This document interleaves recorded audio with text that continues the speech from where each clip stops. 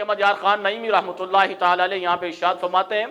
آپ ارشاد فرماتے ہیں کہ جہاں پر حضور نبی کریم علیہ الصلوۃ والسلام کا درس ہو رہا ہو، درس حدیث ہو رہا ہو،